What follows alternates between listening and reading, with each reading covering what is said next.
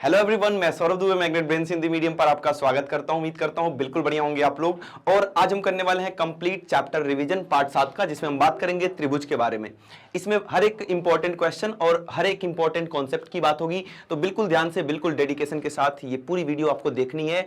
ये पूरी वीडियो देखने के बाद इस चैप्टर से आपका हर एक कॉन्सेप्ट बिल्कुल क्रिस्टल क्लियर होने वाला है। तो स्टार्ट करने से पहले एक छोटी और जरूरी बात आपके लिए, जैसा कि आपको पता है मैग्नेट ब्रेन्स प्रोवाइड करता है हाई क्वालिटी एजुकेशन, जहां हिंदी मीडियम विद्यार्थियों को मिलती है 6ठी से लेकर 12वीं क्लास की सारी क्लासेज, और वहीं इंग्लिश मीडियम स्टूडेंट्स को मिलती हैं केजी टू 12th सारी क्लासेज बिल्कुल फ्री ऑफ कॉस्ट में। मतलब इन क्लासेज को देखने के लिए आपको किसी भी प्रकार का कोई भी पेड सब्सक्रिप्शन वगैरह नहीं करना पड़ता है।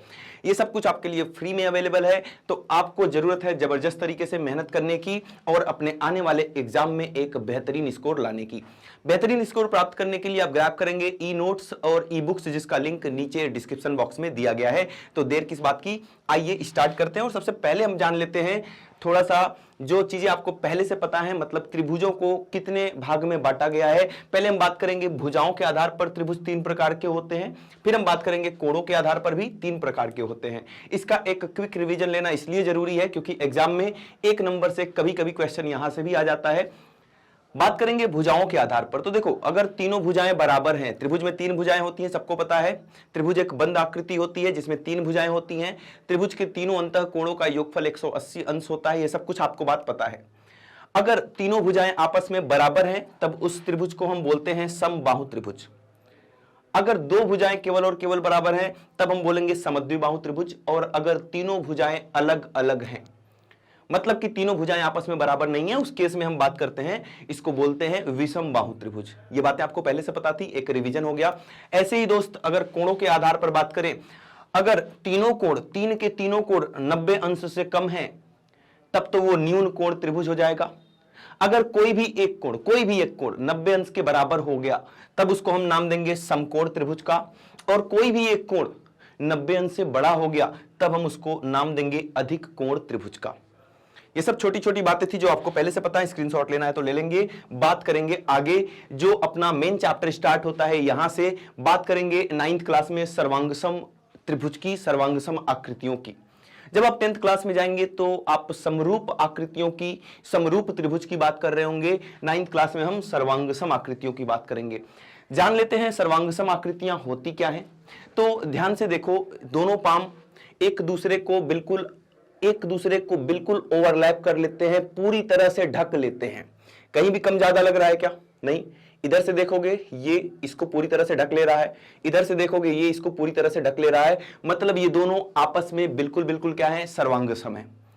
समझ पा रहे हैं? ऐसी आकृतियां जो एक दूसरे को पूरी तरह से ढक लेती हैं, वो आपस में क्या होती हैं, सर्वांगसम होती हैं। बिस्किट तो सभी लोग खाते हैं। आप कोई भी बिस्किट का पैकेट खरीदेंगे और उसमें जितनी भी बिस्किट्स होते हैं सब एक दूसरे के सर्वांगसम होते हैं। अब ये मत बोलना कि सर एक बिस्किट टूटा हुआ है, वो छोटा सा है, दूसरा पूरा है, एक दूसरे को ढक नहीं पा रहा। ये बात नहीं कर रहा हूं मैं। अगर पूरा प्योर बिस्किट लेंगे, टूटा हुआ नहीं चलेगा, है ना। तो चाहे आप गोल वाला बिस्किट ले लो, वो भी एक दूसरे को पूरी तरह से ढक ले रहा है। तो मतलब कहने का है कि ये सारी आकृतियां आपस में क्या है, सर्वांगसम है, जो एक दूसरे को पूरी तरह से ढक लेती हैं। कमेंट बॉक्स में 1-2 मुझे कॉमन एग्जांपल देके बताना कि ये वाली आकृति इसके सर्वांगसम है। क्लियर है? सर्वांगसम आकृतियां होती क्या हैं? 2 आकृतियां सर्वांगसम कहलाती हैं यदि वे समान आकृति तथा समान आकार की हों। सर्वांगसम का तात्पर्य क्या होता है? 2 आकृतियां एक दूसरे के संगत तथा आकार व आकृति में बराबर होती हैं। आकार व आकृति में अगर कोई चीज बराबर है, जैसे आकार देखने पे एक जैसा लग रहा है, इसमें भी 5 उंगलियां, इसमें भी 5 उंगलियां, तो आकार एक जैसा लग रहा है। आकृति भी एक जैसी है, तो मतलब आकार और आकृति जब दोनों बराबर होती हैं तो चीजें आपस में क्या हो जाती हैं, सर्वांगसम। देखो ये तो नॉर्मल आकृतियों की बात कर रहे हैं, हमें इस चैप्टर में किसके बारे में पढ़ना है, त्रिभुज के बारे में। तो अब जानेंगे हम कि त्रिभुज कब सर्वांगसम होते हैं। त्रिभुजों की सर्वांगसमता, कॉन्ग्रुएंसी ऑफ ट्रायंगल्स क्या होता है। कॉन्ग्रुएंसी ऑफ ट्रायंगल्स जानने के लिए सबसे पहले हम बात करेंगे कि 2 त्रिभुज आपस में सर्वांगसम कब होते हैं। सिंपल सी बात है, जब दोनों एक दूसरे को ढक लेंगे तो सर्वांगसम हो जाएंगे। लेकिन यहां पर कुछ नियम है, 2 नियम है, 2 बातें हैं, दोनों को जान लो। पहली बात हम करेंगे भुजा की। अगर त्रिभुज में 3 भुजाएं हैं, मान लो ये एक त्रिभुज है, ये एक त्रिभुज है, इसमें भी 3 भुजाएं, इसमें भी 3 भुजाएं, ये 3 की 3 भुजाएं इन तीनों भुजाओं के बराबर होंगी। मान लो ये वाली भुजा इस भुजा के बराबर हो गई, ये बीच वाली भुजा बीच वाली भुजा के बराबर हो गई, किनारे वाली भुजा किनारे वाली की भुजा के बराबर हो गई। तो ये संगत भुजाएं अगर आपस में बराबर हैं, ये संगत भुजाएं होती हैं, है ना। संगत भुजाएं मतलब एक 5 सेंटीमीटर का है, एक 3 सेंटीमीटर का है, एक 4 सेंटीमीटर का है। ये आपस में अगर बराबर हैं और इसके साथ साथ मतलब भुजाएं तो बराबर होनी चाहिए, आपस में कोण भी बराबर होना चाहिए। तो अगर किसी त्रिभुज में 3 की तीनों संगत भुजाएं आपस में बराबर हो गई, 3 के तीनों संगत कोण आपस में बराबर हो गए, तो इस त्रिभुज को हम क्या नाम देते हैं? इस त्रिभुज को हम नाम देते हैं सर्वांगसम त्रिभुज का। याद हो गया? 2 चीजें बस, संगत भुजाएं बराबर होनी चाहिए और संगत कोण बराबर होने चाहिए, तो ऐसे त्रिभुज को हम नाम देते हैं सर्वांगसम त्रिभुज का। क्लियर हुई चीजें कि सर्वांगसम त्रिभुज किसको बोलते हैं? आ जाओ यहां बात करते हैं। 2 त्रिभुज सर्वांगसम होते हैं यदि एक त्रिभुज की भुजाएं एवं कोण दूसरे त्रिभुज की संगत भुजाएं तथा संगत कोण के बराबर हो। अब ये संगत वर्ड क्या होता है, इसी से कंफ्यूज होते हो। जैसे मैं बात करूं अगर कि PQ, अगर मैं बात करता हूं दोस्त, PQ जो है वो AC के बराबर है, तो PQ की संगत भुजा AC हो जाएगी। लेकिन अगर मैं बोलता आपसे कि PQ AC नहीं AB के बराबर है, तब PQ की संगत भुजा AB हो जाएगी। समझ पा रहे हो? संगत इसको बोलते हैं। संगत कोण अगर मैंने बोल दिया ये PC के बराबर है, तो कोण P और कोण C आपस में क्या हो जाएंगे? संगत कोण हो जाएंगे। क्लियर है बातें? तो संगत भुजाएं और संगत कोण दोनों बराबर होते हैं, तो ऐसे त्रिभुज को हम सर्वांगसम त्रिभुज का नाम देते हैं। आगे की बात, तो यहां पर कुछ एग्जाम्पल दिया गया है, यहां पर देखना। सबसे पहले कोणों की बात की गई है कि कोण P कोण A के बराबर है, ये कोण P कोण A के बराबर है। ध्यान देना यहां पे, कोण P कोण A के बराबर, कोण Q को बोल दिया कोण B के बराबर, और कोण R को बोल दिया कोण C के बराबर। ये तो भुजाओं की बात हो गई। ऐसे ही PQ भुजा PQ भुजा AB के बराबर है, भुजा QR भुजा BC के बराबर है, और ये वाली भुजा इसके बराबर है। तो यहां आप देख सकते हैं 3 की 3 भुजाएं आपस में संगत भुजाओं के बराबर हैं, 3 के 3 कोण आपस में संगत कोण के बराबर हैं। अतः यह त्रिभुज क्या हो गए? दोनों के दोनों आपस में सर्वांगसम त्रिभुज हो जाएंगे। ठीक है, तो ये समझ में आ गया कि सर्वांगसम त्रिभुज क्या होते हैं। सर्वांगसम त्रिभुजों में संगत भाग बराबर होते हैं, जिसको हम CPCT से लिखते हैं। जब हम क्वेश्चंस करेंगे, उदाहरण करेंगे, तो वहां पर हम बात करेंगे कि CPCT कैसे लिखते हैं, CPCT से कैसे लिखते हैं। देखो, मैं एक छोटी सी बात बता देता हूं जो बहुत ज्यादा जरूरी है। जब आप सर्वांगसम सिद्ध कर रहे होंगे तो 3 चीजें आपको ढूंढनी पड़ेंगी। 3 चीजें आपको ढूंढनी पड़ेंगी। कौन कौन सी 3 चीजें आगे बात करेंगे। और 3 चीजें आप CPCT से लिख सकते हो। देखो, 6 चीजें बराबर होती हैं, 3 कोण 3 भुजाएं। 3 तो आपको ढूंढ के सर्वांगसम बताना है, और 3 और बातें आप CPCT से लिख सकते हैं। CPCT का मतलब होता है corresponding part of congruent triangle. Corresponding part का मतलब संगत भाग, कॉन्ग्रुएंट ट्रायंगल का मतलब सर्वांगसम त्रिभुजों के संगत भाग आपस में बराबर होते हैं। CPCT का यही मतलब होता है। क्लियर है बातें? आगे बढ़ते हैं, आगे बढ़ते हैं और बात करेंगे अब प्रश्न संख्या 1 की, है ना। धीरे धीरे इसको हम क्वेश्चन के फॉर्म में समझते हैं कि क्या बातें हो रही हैं। यहां पर बोल रहा है कि 2 त्रिभुज हैं, एक ABC है, एक FDE है। ये दोनों त्रिभुज आपस में सर्वांगसम है। त्रिभुज ABC जो है, एक बार बना देता हूं जिससे और बेहतरीन क्लियर हो पाए आपको। ABC जो त्रिभुज है वो FDE के बराबर है, सर्वांगसम है, बराबर तो नहीं बोलेंगे, FDE के सर्वांगसम है। ये दोनों त्रिभुज आपस में सर्वांगसम है। यदि AB बराबर 5 सेंटीमीटर, AB बोल रहा है ये 5 सेंटीमीटर है, कोण B बराबर 40 डिग्री है, कोण B कितना है? 40 अंश का कोण है, कोण A बराबर 80 अंश, ठीक है। तो DF की लंबाई मतलब कि इसकी लंबाई पूछ रहा है, और कोण E का मान पूछ रहा है। क्लियर हुई बातें? अब मुझे बताना कि अगर 2 कोण आपको पता है कि ये 80 अंश का कोण है, ये 40 अंश का कोण है, तो ये वाला कोण कितने का बन जाएगा? 80 और 40 होता है 120 अंश। 80 और 40 120 अंश। अब तीनों का योगफल तो 180 अंश होता है। तीनों का योगफल कितना होता है? 180 अंश। तो मुझे जल्दी से बताओ कि C वाला कोण C जो है वो कितने अंश का कोण बन जाएगा? कोण C बन जाएगा 60 अंश का। ये बन जाएगा 60 अंश का। क्यों? क्योंकि तीनों का योगफल भाई 180 अंश होना चाहिए। 80 और 40 120 हो गया, तो 120 में 60 और जोड़ेंगे तो 180 अंश मिल जाएगा। आपसे सबसे पहले पूछा गया है ई, यहां देखकर बताना ई की जगह पर कौन आ रहा है। ई पहले दूसरे तीसरे नंबर पर आ रहा है, यहां पर तीसरे नंबर पर कौन आ रहा है, सी आ रहा है। मतलब सी और ई आपस में क्या होंगे, बराबर होंगे। सी और ई आपस में क्या होंगे, बराबर होंगे, सीपी सीटी से, है ना। कभी भी आप अगर समरूप त्रिभुजों को देखकर कोई भी बात लिखते हो कि ये वाला कोण संगत कोण आपस में बराबर है, ये वाली संगत भुजा आपस में बराबर है, तो उसको हमेशा हम सीपीसीटी से बताएंगे। अब आपको एंगल सी का मान पहले से पता है 60 अंश, तो एंगल ई का भी मान कितना हो जाएगा, 60 अंश, क्योंकि ये दोनों कोण आपस में संगत हैं, बराबर हैं। भुजा की बात की गई थी डीएफ, तो बताना यहां पर डीएफ कौन कौन से नंबर पर आ रहा है। पहले और दूसरे नंबर पर डीएफ है, यहां पहले और दूसरे नंबर पर एबी है, मतलब एबी और डीएफ आपस में क्या, बराबर हो जाएंगे। कैसे, सीपी सीटी से। अब यहां पर एबी की लंबाई अगर 5 दिया हुआ है तो डीएफ की भी लंबाई कितनी हो जाएगी, 5 सेंटीमीटर हो जाएगी। क्लियर है बातें, बिल्कुल बेसिक क्वेश्चन था, एक बार स्क्रीनशॉट लेंगे और हम देखेंगे अगली बात। ठीक है, तो ये आसान चीजें हैं, अगर आपको बेसिक कॉन्सेप्ट अच्छे से क्लियर हैं तो बिल्कुल टाइम नहीं लगने वाला। आइए बात करते हैं आगे।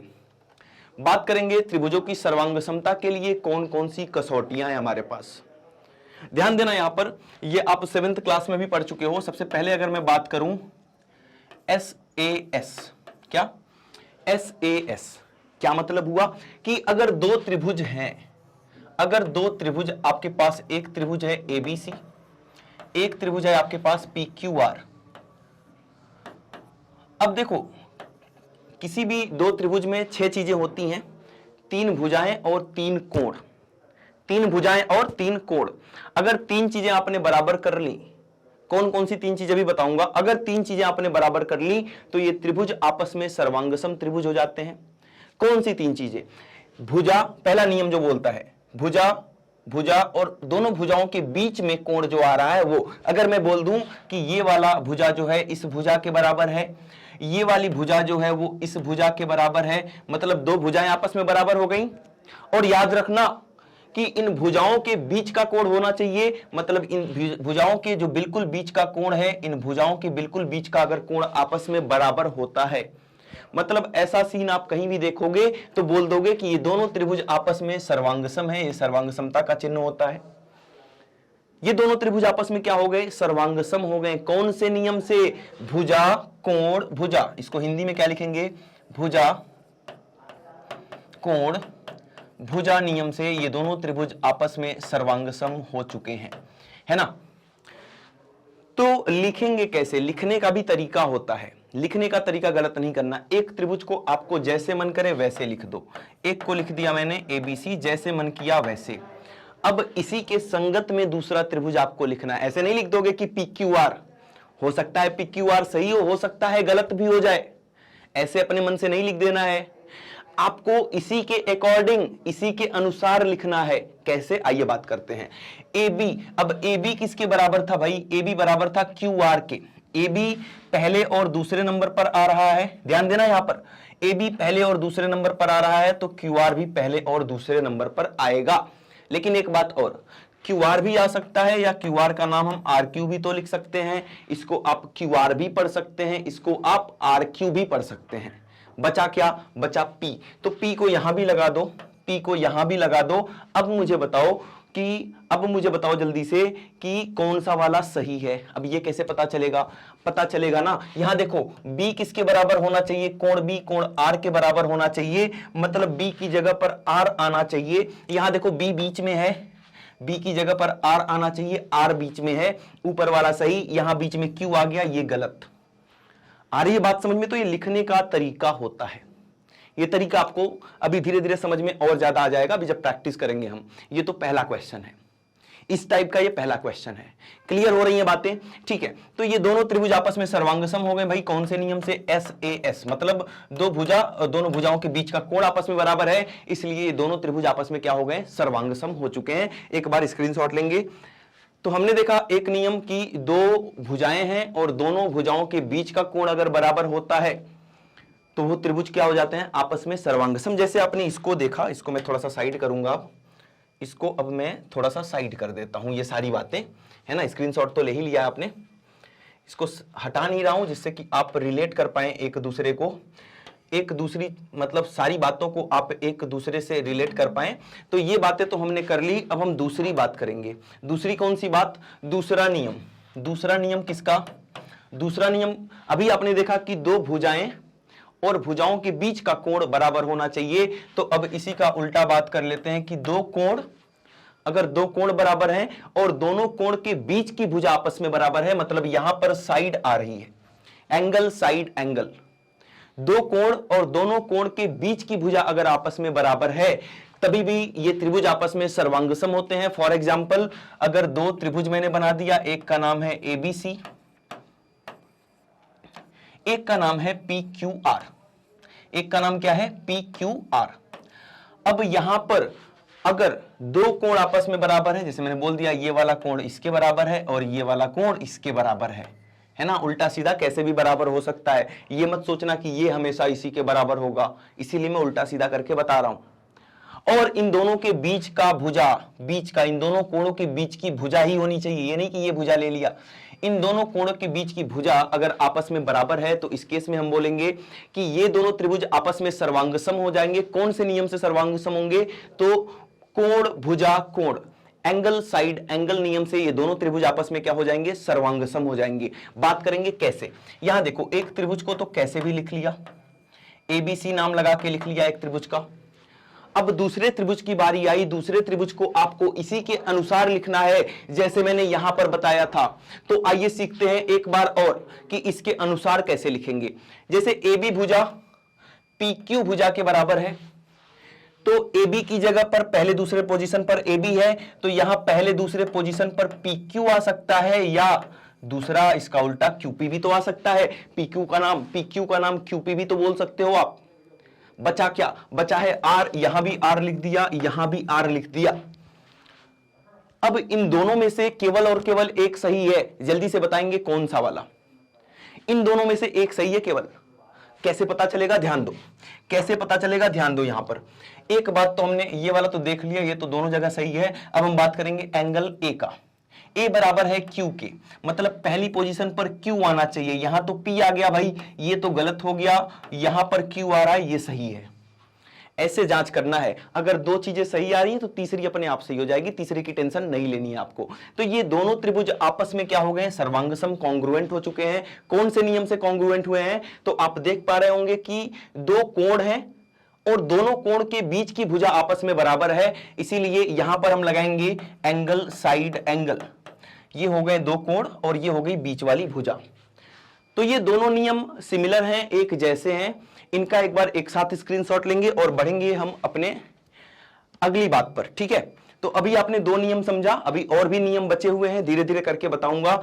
एक छोटा सा नियम और है, जैसे आपने देखा पहला नियम SAS का, दूसरा नियम ASA का, ऐसे ही एक नियम और है तीसरा AAS का, मतलब AAS का मतलब अगर दो कोण बराबर हैं, जैसे ये दो त्रिभुज हैं, छोटा सा इसका भी रिव्यू ले लेते हैं, है ना, और ये दो त्रिभुज हैं, एक ABC और एक PQR।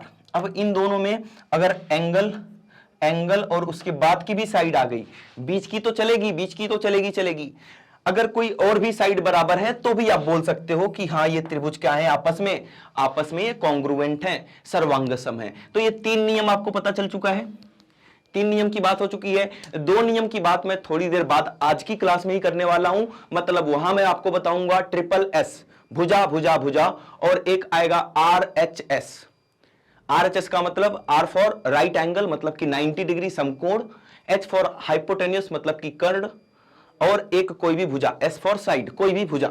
तो इसकी बात अभी हम थोड़ी देर में करने वाले हैं। अब बात कर लेते हैं ये वाले नियम की। ये वाला नियम मैंने ऑलरेडी आपको बता दिया है, भुजा कोण भुजा। उसके बाद मैंने आपको बताया ASA, कोण भुजा कोण। आ जाओ प्रश्न संख्या 2 की बात करते हैं। दिए गए चित्र में अभी जो मैंने सर्वांग समता नियम 3 बताया ना आपको, कौन कौन सा? SAS, ASA और AAS। इन तीनों पे बेस्ड कुछ सवाल करते हैं, कुछ प्रश्न करते हैं। सबसे पहले बात कर लेते हैं प्रश्न संख्या 2 की। दिए गए चित्र में AB जो है वो लंब है BC पर, ये BC पर लंब है कौन? AB।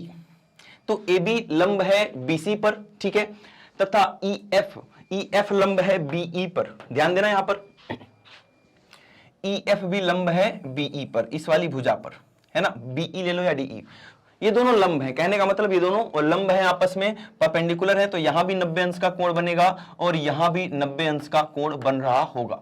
आगे की बात, यदि BC बराबर DE हो, BC जो है ये वाला BC इतना ही बस, ये DE के बराबर है, ये दोनों पार्ट आपस में अगर बराबर है, तथा AB बराबर EF है, ये वाला जो AB आपको भुजा दिख रही है वो इसके बराबर है। क्लियर है बातें? तो आपको सिद्ध करना है कि ये दोनों त्रिभुज ABD, इसको रंगीन कर लेना, जिस जिस त्रिभुज को बोल रहा है उसको रंगीन करेंगे हम। ABD पहला तो ये वाला त्रिभुज बोल रहा है, और दूसरा त्रिभुज कौन सा बोल रहा है? ये दूसरा त्रिभुज आपको पकड़ना है ये वाला जो रेड कलर से बता रहा हूं। इन दोनों को सर्वांगसम करना है हमें, इन दोनों त्रिभुजों को हमें सर्वांगसम सिद्ध करना है। ऐसे में क्या कर रहे होंगे हम? ध्यान देना, यहां पर दो चीजें तो पता है कि सर ये वाली पूरी भुजा इस रेड वाले की पूरी भुजा के बराबर है, तो लिखेंगे यहां पर कि चलो अभी पहले ऐसे डिस्कस कर लेते हैं कि किस प्रकार से ये दोनों सर्वांगसम होंगे, उसके बाद लिखेंगे। पहले ऐसे समझते हैं कि ये वाली भुजा इस भुजा के बराबर है, ये वाला कोण इस कोण के बराबर है, दो चीजें मिल गई, एक चीज और चाहिए। अब वो कैसे मिलेगा? सर ये दिया तो है कि ये इतना पार्ट इतने पार्ट के बराबर है, मतलब ये BC जो है छोटा सा ये DE के बराबर है, लेकिन काम नहीं चलेगा, हमें पूरी भुजा चाहिए, मतलब इसकी पूरी भुजा BD चाहिए और इसकी पूरी भुजा CE चाहिए आपस में बराबर। पूरी भुजा बराबर करोगे ना, ऐसा थोड़ी ना कि छोटा छोटा सा पार्ट आप बराबर करते हैं। पूरी भुजा बराबर कैसे करेंगे, आइए देखते हैं। देखो कमी किसकी आ रही है? CD की, मतलब BC को अगर CD मिल जाए तो ये BD बन जाएगा, और यहां भी कमी उसी चीज की आ रही है CD की, दोनों तरफ बराबर चीज की कमी आ रही है। तो जब भी कमी आएगी आप ऐड करेंगे, जब भी बराबर चीज की कमी आएगी तो आप बराबर चीज दोनों तरफ ऐड करेंगे। किस प्रकार से? ध्यान देंगे किस प्रकार से। हमें यह पता है BC बराबर DE, तो ये लिखेंगे BC बराबर है DE के। अब दोनों तरफ हमें हमारे पास CD की कमी है, तो दोनों तरफ हम CD को ऐड करेंगे। दोनों तरफ CD को ऐड करने पर जब आप BC में CD को ऐड करेंगे तो ये BD बन जाएगा, इसको BD लिखेंगे दोस्त, है ना। और जब आप DE में CD को ऐड करेंगे तो ये CE बन जाएगा, तो यहां पर CE लिखेंगे। देखो मिल गया ना कि ये जो BD है, इस वाले त्रिभुज का जो BD है वो रेड वाले त्रिभुज के CE के बराबर है। तो मिल गया, तीनों चीज मिल गई, ये वाली भुजा, ये वाला कोण और ये वाली भुजा उसके तीनों संगत भुजाओं के और कोणों के बराबर हैं, तो ये बात लिखेंगे, इसको समीकरण 1 बनाएंगे। अब ध्यान देना, बात करेंगे त्रिभुज ABD तथा दूसरे त्रिभुज का नाम FEC में। FEC में इन दोनों त्रिभुज में सबसे पहले लिखेंगे AB बराबर FE, AB बराबर FE दिया है, ये हमें गिवन है, दिया है। दूसरी बात क्या? 90 डिग्री का कोण, मतलब कि एंगल ABD बराबर एंगल FEC दिख रहा है ना, वहां देखते रहना जिस कोण को लिख रहा हूं मैं, FEC, ये 90 डिग्री ईच, मतलब 90 अंश प्रत्येक। और तीसरी बात करेंगे जो हमने यहां पर सिद्ध किया कि BD बराबर CE। तीन चीजें मिल चुकी हैं आपको, 1 2 3, तो मतलब ये दोनों त्रिभुज आपस में सर्वांगसम हो चुके हैं। त्रिभुज ABD जो है वो सर्वांगसम हो चुका है त्रिभुज कौन से? FEC के। FEC के कौन से नियम से? तो नियम जानने के लिए आप क्या करेंगे? हमेशा नियम जानने के लिए आप कोई भी एक त्रिभुज को पकड़ेंगे। जैसे मैं ये वाला त्रिभुज पकड़ लेता हूं, ये वाला त्रिभुज, नियम जानने के लिए ये वाला त्रिभुज हमने ले लिया। अब यहां पर क्या क्या चीजें यूज हुई हैं? एक भुजा ये वाली, एक भुजा ये वाली, और इसके बीच का कोण, जरा बताना कौन सा नियम लग रहा है? तो यहां लग रहा है भुजा, और ये भुजा और बीच का कोण, मतलब भुजा कोण भुजा, भुजा कोण भुजा। लाइन से चलना है, यहां से चलना चाहते हो तो देखो भुजा कोण भुजा, इधर से चलोगे तो भी भुजा कोण भुजा। क्लियर है बातें? तो ये बात लिखेंगे, भुजा कोण भुजा सर्वांग समता नियम के अनुसार। सर्वांग समता नियम के अनुसार ये दोनों त्रिभुज आपस में क्या हो गए? सर्वांगसम हो चुके हैं। ये दोनों त्रिभुज आपस में सर्वांगसम हो चुके हैं इस नियम के अनुसार जो आपको सिद्ध करना था। एक बार इसका स्क्रीनशॉट लेंगे। तो बात करेंगे अब अगले चीज की, अगले कॉन्सेप्ट की। प्रश्न संख्या 2 हमने सीख लिया, समझ लिया इसको। अब बात कर लेते हैं प्रश्न संख्या 3 की। एक बार ध्यान से पढ़ेंगे इसको। दिए गए चित्र में त्रिभुज एबीसी तथा त्रिभुज एबीडी इस प्रकार है कि एडी बराबर है बीसी के। ये रहा एडी, ये बीसी के बराबर है। आगे की बात, एंगल 1 बराबर एंगल 2 के है। मतलब ये वाला एंगल यहां से यहां तक, ध्यान देना यहां पर, और यहां से यहां तक, ये दोनों आपस में बराबर हैं। और एंगल 3 इतना वाला पार्ट इतने पार्ट के बराबर है। तो आपको सिद्ध क्या करना है कि BD जो है वो AC के बराबर होगा। ध्यान देने वाली बात क्या है कि कौन सा त्रिभुज आपको लेना पड़ेगा। ध्यान देना यहां पर कि BD AC के बराबर करना है तो BD को पकड़ लो, ये रहा BD, और AC को पकड़ लो भाई, ये रहा AC। इन दोनों को आपको बराबर सिद्ध करना है। तो आपको यही देखकर बस पता चल गया होगा कि कौन कौन सा त्रिभुज लेना है। जैसे लाल वाले से ये वाला त्रिभुज बन रहा है ABC, है ना। तो एक तो ये वाला त्रिभुज, और दूसरा जो ग्रीन वाले से बन रहा है अपना, उसका नाम क्या है, उसका नाम क्या हो जाएगा, ABD, है ना। तो इन दोनों त्रिभुजों को आप सर्वांगसम कर देंगे, आपका ये सिद्ध हो जाएगा कि BD बराबर AC। कैसे, ध्यान देंगे, बताओ 3 चीजें। तो सबसे पहले हम लिखेंगे कि ये जो गिवन है हमें यहां से लेकर यहां तक, देखो ध्यान से देखो, ग्रीन वाले में मुझे चाहिए कि ये पूरा का पूरा कोण लाल वाले के इस पूरे कोण के बराबर हो जाए। लेकिन ऐसा तो है नहीं, हमें जो दिया है क्वेश्चन में वो दिया है कि इतना कोण इतने कोण के बराबर है, और ये छोटा सा 3 नंबर वाला कोण 4 नंबर वाले कोण के बराबर है। और हमें क्या करना है, हमें ये पूरा कोण इस पूरे कोण के बराबर करना है। तो पहले तो यही सिद्ध करेंगे। हम क्या करेंगे, लिख देंगे एंगल 1 बराबर एंगल 2, ये तो दिया है, ये तो हमें क्वेश्चन में दिया है। और इसी प्रकार से एंगल 3 बराबर एंगल 4, ये भी हमें क्वेश्चन में दिया है। क्लियर है बात इतनी। इन दोनों को अगर जोड़ दिया, इसको समीकरण 1 और 2 बोलकर इन दोनों को अगर मैंने जोड़ दिया, समीकरण 1 धन समीकरण 2, तो 1 धन 3 हो जाएगा। लेफ्ट वाले को लेफ्ट वाले में जोड़ेंगे और राइट साइड वाले को राइट साइड वाले में जोड़ेंगे। अब ध्यान से देखकर मुझे फिगर को बताओ कि 1 धन 3, angle 1 plus angle 2 angle 3, angle 1 ये रहा, एंगल 3 ये रहा, इसको जब जोड़ेंगे तो ये पूरा का पूरा कोण आपको मिल जाएगा, मतलब DAB। ये पूरा कोण मिल जाएगा DAB। एंगल 1 प्लस एंगल 3 को हम क्या लिख सकते हैं, एंगल DAB। और इसी प्रकार से आप एंगल 2 प्लस एंगल 4 को क्या लिख सकते हैं, ये पूरा कोण कितना, ABC। कितना, एंगल ABC। तो इसकी जगह पर लिख देंगे एंगल ABC। इसको मैंने बना दिया समीकरण संख्या 3।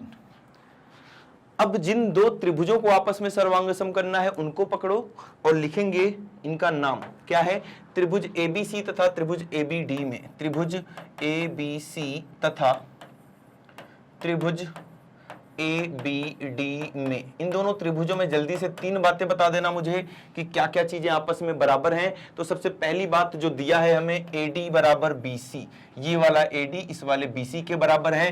तो पहली बात लिख दिया AD बराबर BC, ये तो हमें दिया है, ये गिवन है, दिया है।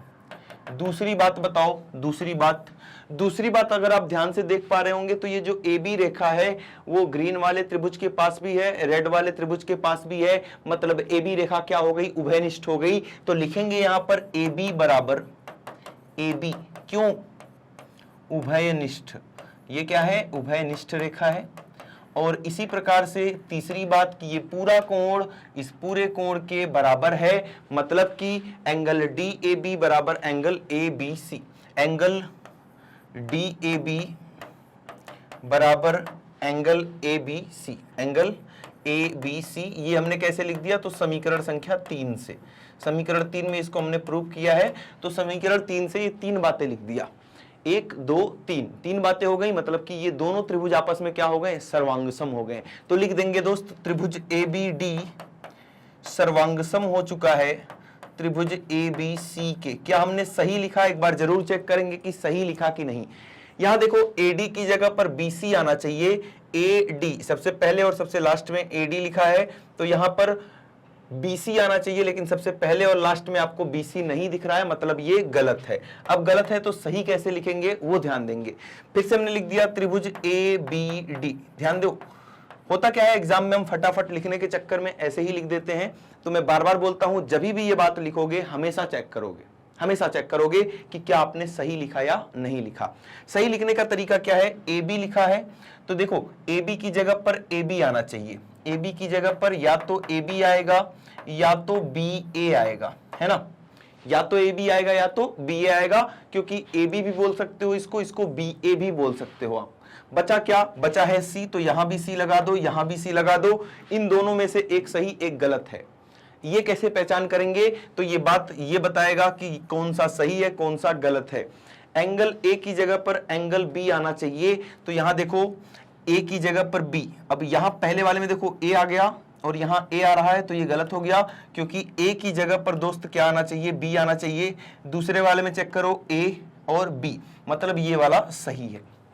तो इस प्रकार से हमेशा लिखने में सावधानी रखेंगे कि कौन सा सही और कौन सा गलत है ना।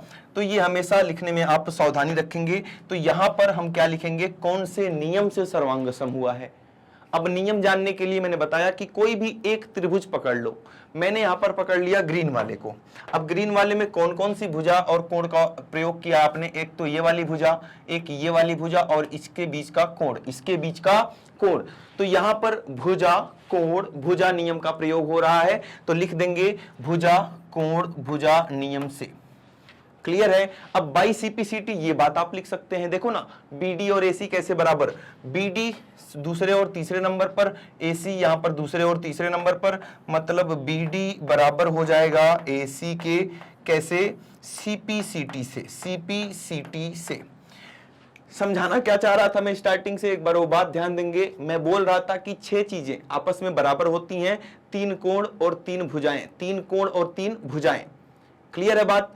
तो 3 कोण या 3 भुजाओं में से 3 चीजें तो यहां लिख गई, जैसे 2 भुजा और 1 कोण यहां पर लिख दिया, 2 भुजा और 1 कोण यहां पर लिख दिया, 1 भुजा और 2 कोण जो बचा हुआ है, टोटल 6 चीजें हैं, टोटल 6 चीजें हैं। यहां पर आपने क्या क्या लिखा है, यहां पर आपने लिखा है 2 भुजा और 1 कोण। तो बाई सीपीसीटी से आप 3 बातें और लिख सकते हैं, मतलब 2 भुजा यहां पर, तो 1 भुजा आप बाई सीपीसीटी से लिख सकते हैं, सीपीसीटी के द्वारा 1 भुजा और 2 कोण लिख सकते हैं आप। क्लियर है बात, जो समझाना चाह रहा हूं समझो उसको। 3 बातें आप हमेशा यहां पर लिखेंगे और जो 3 बातें बची हुई हैं उनको आप सीपीसीटी के अनुसार लिख सकते हैं, लेकिन जिसकी जरूरत होगी वही लिखेंगे, ये नहीं कि ये 3 की 3 सारी बातें लिखेंगे। ठीक है, तो इसकी जरूरत थी, एक भुजा की जरूरत और थी, तो बाई सीपीसीटी मैंने तीसरी भुजा यहां पर लिख दिया। क्लियर है। एक बार इसका स्क्रीनशॉट लेंगे और हम बढ़ेंगे अपने अगले क्वेश्चन पर। ध्यान दें, देखेंगे अपना प्रश्न संख्या 4 में दिया है, यदि त्रिभुज एबीसी के शीर्ष लंब एडी बीई तथा सीएफ समान लंबाई के हैं। ये जो तीनों शीर्ष लंब दिख रहे हैं ना, ये बीई हो गया, ये एडी हो गया और ये सीएफ हो गया, ये तीनों समान लंबाई के हैं।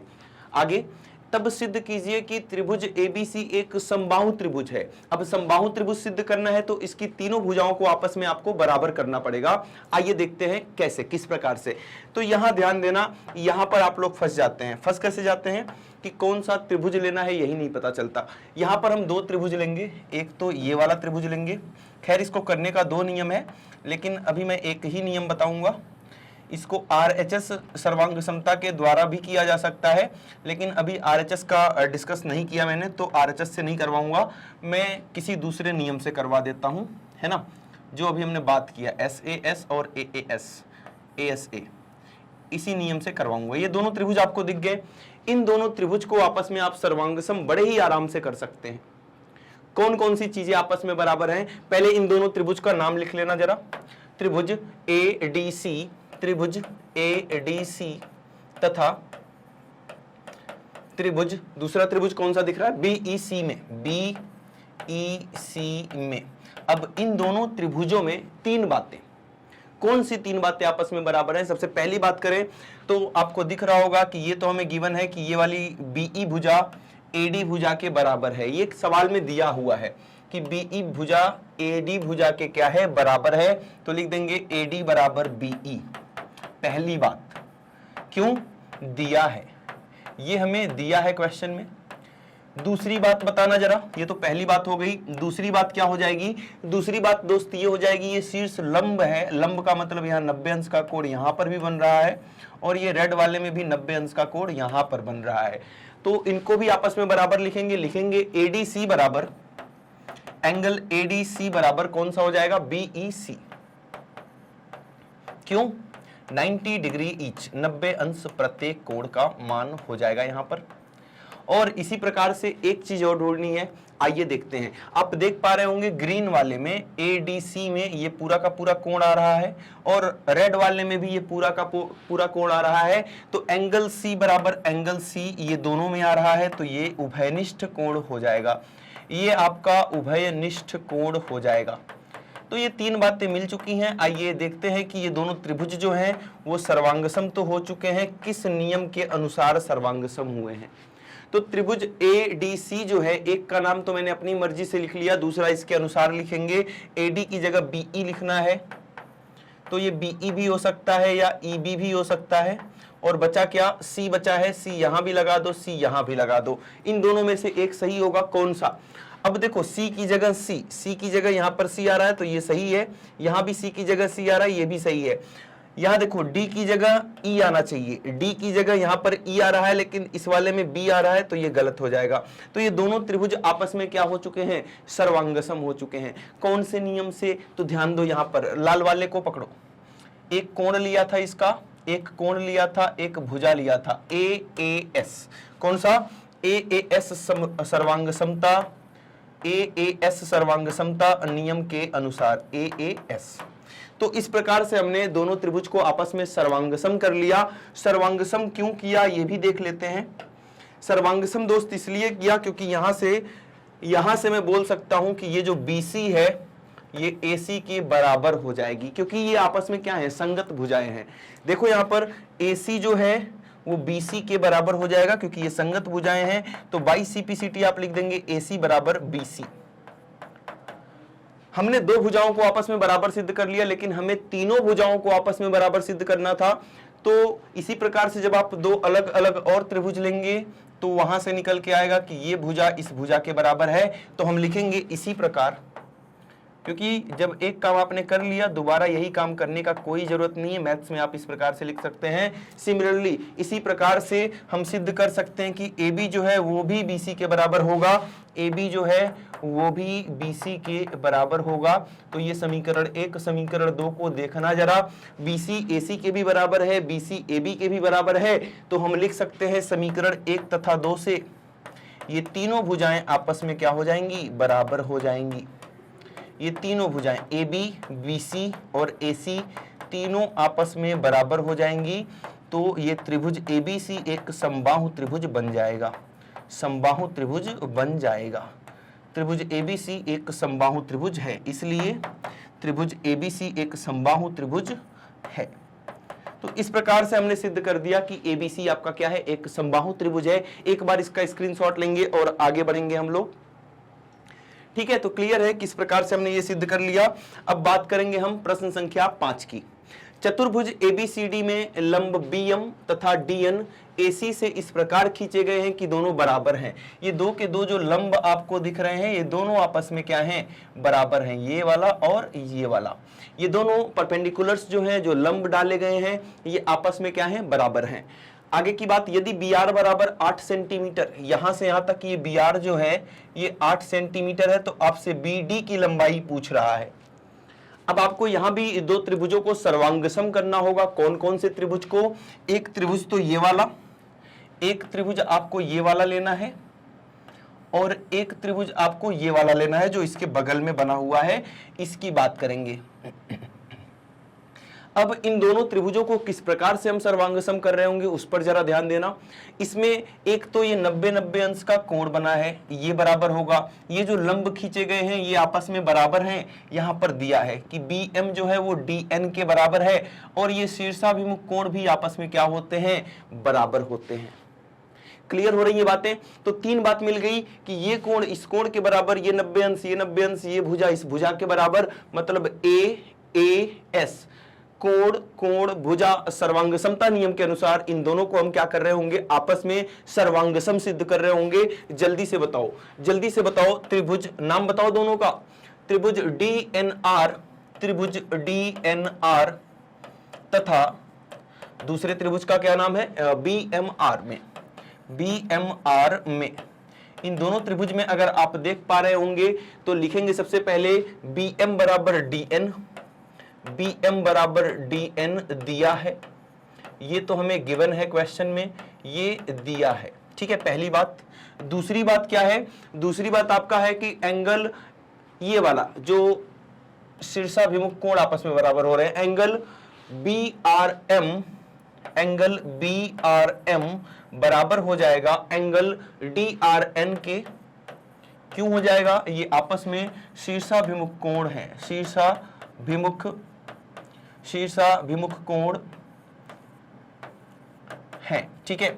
और बात करेंगे सबसे आखिरी बात जो 90 अंश का कोण है, तो ये लिखेंगे DNR जो है वो BMR के बराबर है, BMR बराबर DNR। क्यों, 90 डिग्री ईच, 90 अंश प्रत्येक, 90 अंश प्रत्येक, ठीक है। कोई दिक्कत वाली बात यहां तक क्लियर है, तीनों बातें।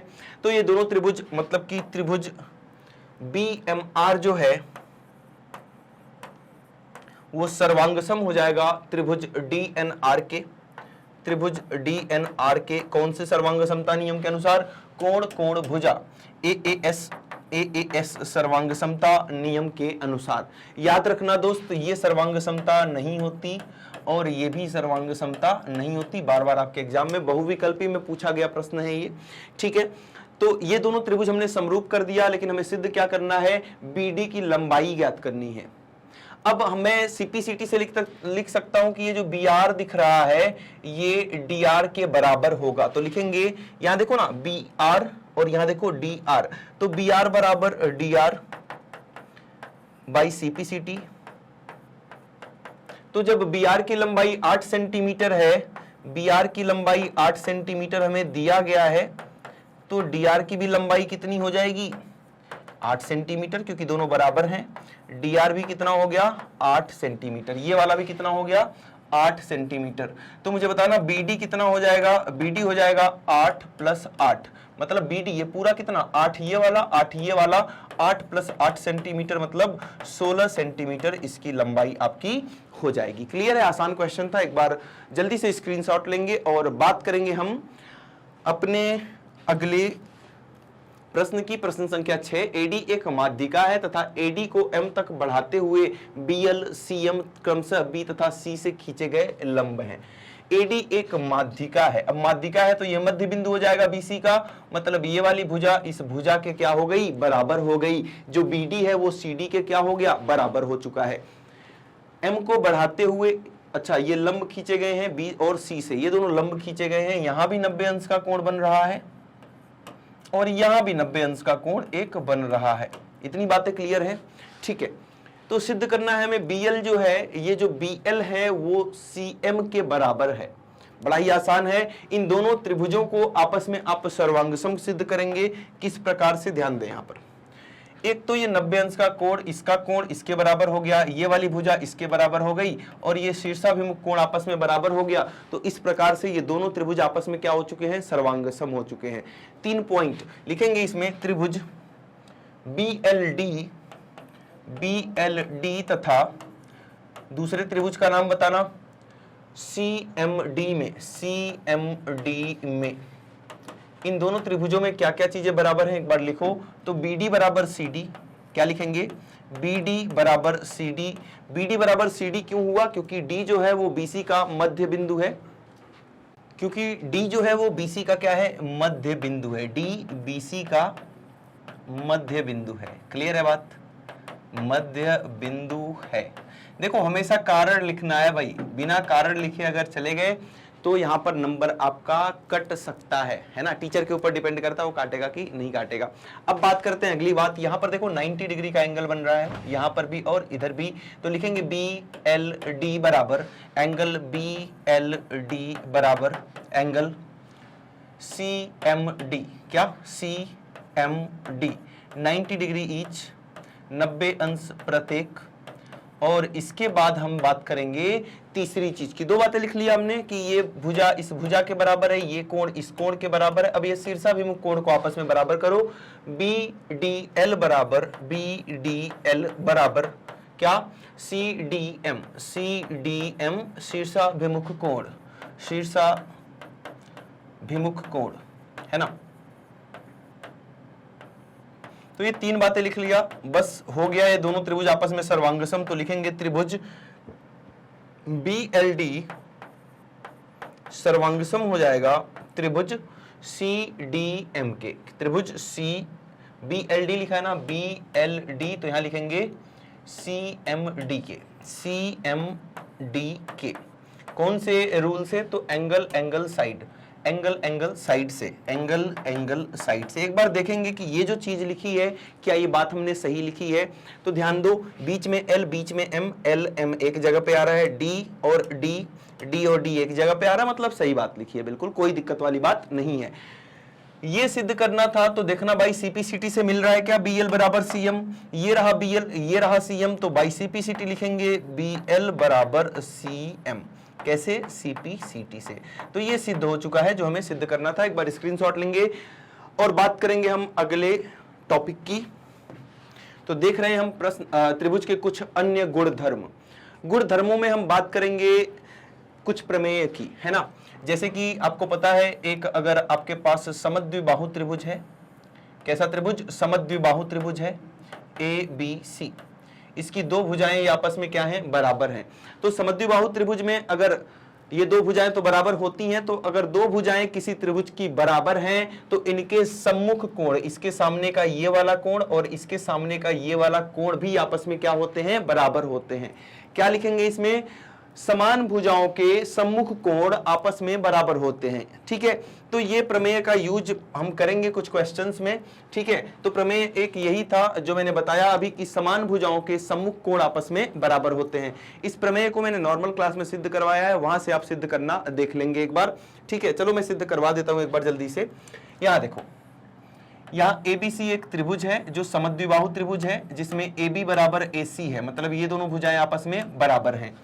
इसको हमें सिद्ध करना है कि जो समान भुजाएं हैं इनके सामने का ये दोनों कोण भी आपस में क्या होगा? बराबर होगा। क्या करेंगे ऐसे में हम एक रचना करेंगे। रचना में आप यहां से एक परपेंडिकुलर ड्रॉ करेंगे, 90 डिग्री का कोण यहां बनेगा, है ना। लंब बनाएंगे तो 90 ही तो बनेगा। तो ये हमने एक लंब खींच दिया, ठीक है। अब यहां पर आप लिखेंगे सबसे पहले कि ये वाली भुजा जो है इस भुजा के बराबर है, मतलब AB बराबर है किसके? AC के। दोनों त्रिभुज को सर्वांगसम कर देंगे और बाई CPCT बता देंगे ये कोण इस कोण के क्या है? बराबर है। तो हमने लिखा अभी कि AB भुजा AC भुजा के बराबर है, ठीक है। ये हमें दिया है क्योंकि समद्विबाहु त्रिभुज है तो ये तो बराबर होगा ही, तो ये तो आपको दिया गया है। दूसरी बात, एंगल ADB जो है, एंगल ADB जो है वो एंगल ADC के बराबर है। वो दोस्त एंगल ADC के बराबर है 90 डिग्री ईच, 90 अंश प्रत्येक। और तीसरी बात, अगली बात क्या कि ये जो भुजा आपको AD दिख रही है ये दोनों त्रिभुज के पास आ रही है, मतलब AD बराबर AD, ये भुजा उभयनिष्ठ है। ये भुजा क्या है? उभयनिष्ठ भुजा है ना। तो ये दोनों त्रिभुज आपस में क्या हो चुके हैं? सर्वांगसम हो चुके हैं। कैसे हुए हैं? देखो, ये 90 अंश का कोण, इसके सामने की भुजा आपस में बराबर, और ये साइड क्या हो गई? कॉमन हो गई दोनों में। यहां पर नियम लग रहा है RHS, लिखेंगे ADB जो है वो सर्वांगसम हो चुका है ADC के।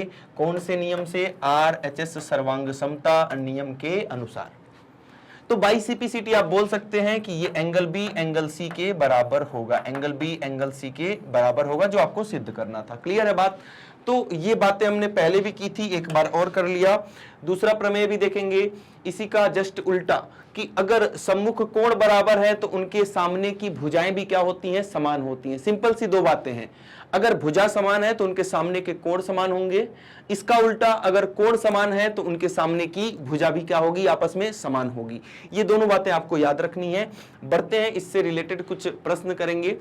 प्रश्न संख्या 7 की बात करेंगे। समद्विबाहु त्रिभुज ABC में एक एबीसी एक समद्विबाहु त्रिभुज है ये। अब जब ये एबीसी एक समद्विबाहु त्रिभुज होगा, ध्यान देना यहां पर पहली लाइन से मैं क्या बताने वाला हूं, ये एबीसी है एक समद्विबाहु त्रिभुज है जिसमें AB AC के बराबर है।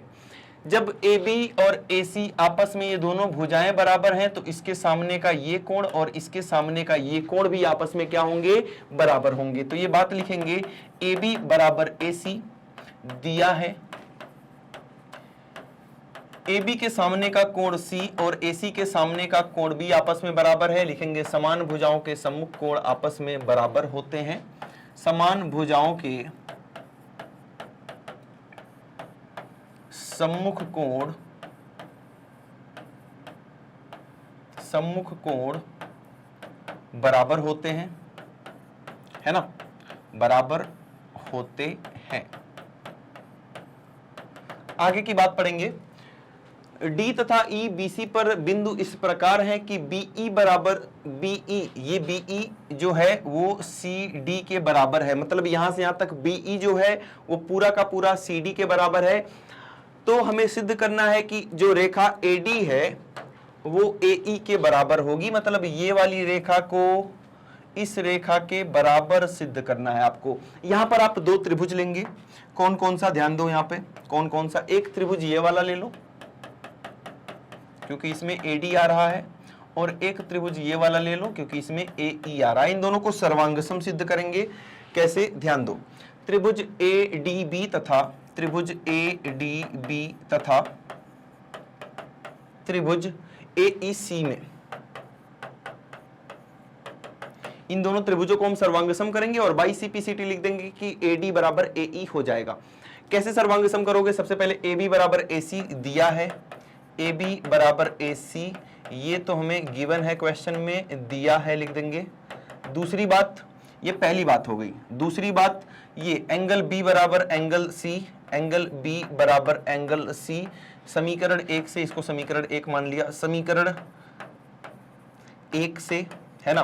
दो बातें आपके पास आ चुकी हैं। तीसरी बात देखो, तीसरी बात ध्यान देना, यहां पर हमें दिया है कि BE बराबर CD होगा। ये BE यहां से यहां तक और ये CD यहां से यहां तक, ये आपस में बराबर हैं। लेकिन हमें पूरा नहीं चाहिए, हमें चाहिए बस BD और यहां चाहिए बस CE। दिया इतना बड़ा है कि BE, हमें चाहिए BD। यहां इतना बड़ा दिया है CD, हमें चाहिए बस CE। फालतू चीज कुछ ना कुछ आ रही है। फालतू चीज क्या आ रही है, ध्यान देना। यहां पर फालतू ये आ रहा है दोनों के साथ। BE में DE फालतू है और CD में भी DE फालतू है। दोनों तरफ बराबर चीज फालतू आ रही है। तो इस बराबर चीज को जो हमें नहीं चाहिए, इसको दोनों तरफ से माइनस कर दो। BE में से माइनस कर दो DE को। दो बराबर चीजों को माइनस कर सकते हैं ना, माइनस कर देंगे DE को, और इसी प्रकार से CD में से भी माइनस कर देंगे DE को। जब इसमें से DE को माइनस करेंगे तो BD बचेगा, और जब इसमें से DE को माइनस करेंगे तो CE बचेगा, है ना। इसको समीकरण संख्या 2 बना दिया मैं। तो ये बात लिख देंगे। तीसरी बात हो गई अपने पास BD बराबर CE, BD बराबर CE समीकरण संख्या 2 से, समीकरण 2 से। तो देखो तीन बातें आपके पास मिल चुकी हैं। कौन कौन सी तीन बातें, ये भुजा और इसके बीच का कोण। मतलब SAS नियम से ये दोनों त्रिभुज आपस में सर्वांगसम हो चुके हैं। त्रिभुज ABD सर्वांगसम हो चुका है त्रिभुज ACE के। कौन से सर्वांगसमता नियम के अनुसार, तो SAS सर्वांगसमता नियम के अनुसार। हमें सिद्ध करना था AD बराबर AE। तो देखो यहां पर AD और यहां पर AE एक ही पोजीशन पर आ रहे हैं। तो लिखेंगे बाई CPCT AD बराबर AE बाई CPCT। ठीक है, क्लियर है ये। एक बार स्क्रीनशॉट लेंगे, बढ़िया क्वेश्चन है, बार बार आपके एग्जाम में ये पूछा गया क्वेश्चन है। अब बात करेंगे प्रश्न संख्या 8 की। त्रिभुज ABC में O तथा P क्रमशः भुजा AB तथा AC पर हैं। मतलब ये दोनों बिंदु इस भुजाओं पर हैं। इन दोनों भुजाओं पर दोनों बिंदु O तथा P हैं, AB पर और AC पर। आगे की बात, यदि OA बराबर हाफ ऑफ AB हो, ये जो OA है वो AB का आधा है। मतलब O क्या बन गया, मध्य बिंदु बन गया। O क्या बन गया, मध्य बिंदु। इसी प्रकार से यहां पर जो पी ए है वो हाफ ऑफ ए सी है, पी ए जो है ए सी का आधा है ये, तो पी भी क्या हो जाएगा, मध्य बिंदु, ये भी क्या हो गया, मध्य बिंदु। क्लियर है बात यहां तक। और AO बराबर AP, मतलब ये वाला AO जो है वो AP के बराबर है, इतनी बात आपको दी हुई है। आपको सिद्ध करना है कि AB जो है वो AC के बराबर हो जाएगा। ऐसे केस में क्या करते हैं हम, ध्यान देना यहाँ पर। सबसे पहले हम बात कर लेते हैं, कहां से स्टार्ट करें, यहीं से कर लेते हैं, है ना। AO बराबर AP दिया है, आसान क्वेश्चन है, बहुत ही बेसिक क्वेश्चन है। AO बराबर AP आपको दिया हुआ है, AO का मान हम लिख सकते हैं हाफ ऑफ AB, और इसी प्रकार से AP का मान हम लिख सकते हैं हाफ ऑफ AC। आधे से आधे को उड़ा देंगे और AB बराबर क्या आ जाएगा, आपका AC आ जाएगा। तो ये छोटा सा क्वेश्चन था, ठीक है, इसका स्क्रीनशॉट ले लेंगे और बढ़ेंगे हम अपने अगले प्रश्न पर। प्रश्न संख्या 9 पर, त्रिभुज ABC में यदि AB बराबर 3 सेंटीमीटर, AB ये पूरा का पूरा 3 सेंटीमीटर है, AC भी 3 सेंटीमीटर है, कोण A का मान 50 डिग्री है, तो B का मान आपसे पूछ रहा है। ये भी आसान क्वेश्चन है। कैसे, जब आपको पता है ये दोनों भुजाएं बराबर है, तो इनके सामने के ये दोनों कोण भी क्या होंगे, बराबर होंगे। इन दोनों कोणों को मान लेता हूं कि ये x है, तो ये भी x हो जाएगा, क्योंकि ये दोनों कोण आपस में क्या है, बराबर हैं। अब अगर मैं तीनों कोणों का योग करता हूं, तीनों को जोड़ता हूं, तो जब तीनों कोणों को आप जोड़ेंगे 50 डिग्री प्लस x, जब तीनों कोणों को जोड़ेंगे तो कितना आ जाएगा, 180 अंश का मान आ जाएगा, 180 डिग्री। ठीक है, तो x प्लस x हो गया आपका 2x, ये 50 को उधर भेजेंगे, 180 माइनस 50 डिग्री, तो ये हो जाएगा आपका 2x equal to 180 minus 50 is 130 degree, मतलब x का मान आ गया 130 डिग्री डिवाइडेड बाई 2, मतलब 65 अंश का मान आपका आ जाएगा। ठीक है, तो जो एंगल B का मान होगा वही एंगल C का मान, तो B और C दोनों का मान कितना आ गया, 65 डिग्री। क्लियर है, कोई डाउट वाली बात नहीं है, आसान क्वेश्चन था। एक बार स्क्रीनशॉट लेंगे और बात करेंगे अगले प्रश्न की, बात करेंगे दोस्त अगले प्रश्न की, प्रश्न संख्या 10 की। दी गई आकृति में यदि AC बराबर BC है, ये जो AC है ना, ये BC के बराबर है, एंगल DCA,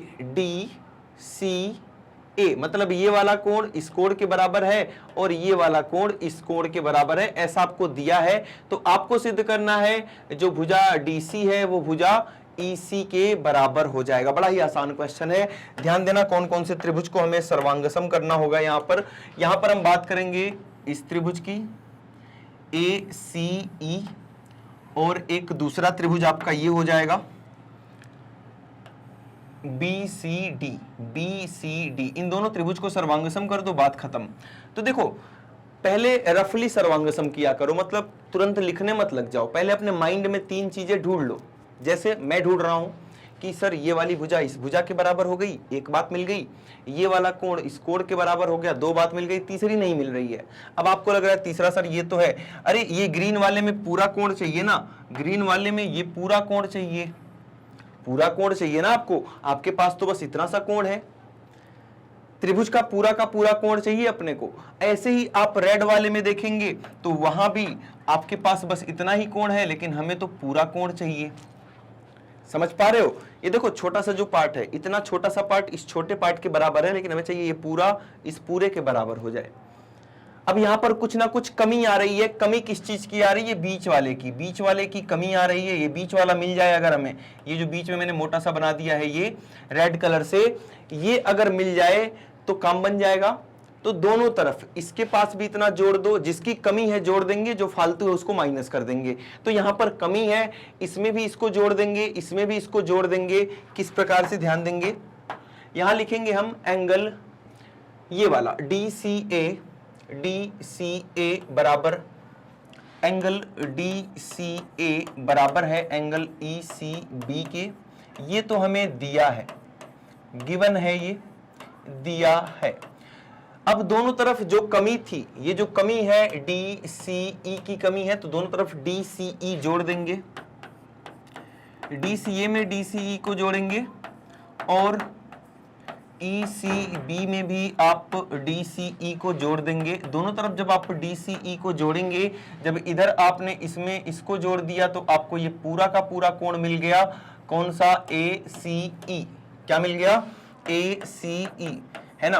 और जब आपने इस छोटे से पार्ट में इसको जोड़ दिया तो आपको इधर भी ये पूरा कोण मिल गया, ये वाला कौन सा, BCD, है ना। इतने में इतने को जोड़ेंगे तो ये पूरा BCD आपको मिल जाएगा, तो ये लिख देंगे BCD। ये हो गया आपका समीकरण संख्या 1। पहले से वो सब कुछ आपके पास तैयार होना चाहिए, जो 3 बातें आप लिखना चाहते हो। एक बात ये जिसकी कमी थी लिख दिया मैंने, दूसरा ये वाला कोण इस कोण के बराबर तो है ही, और ये भुजा इस भुजा के बराबर है ही, कोई दिक्कत वाली बात नहीं है।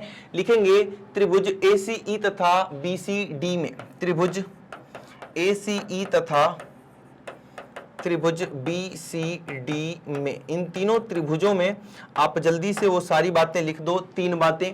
सबसे पहली बात क्या हो जाएगी, पहली बात ये हो जाएगी कि AC जो है वो BC के बराबर है, AC जो है वो BC के बराबर है, ये हमें दिया हुआ है, ये तो हमें दिया है।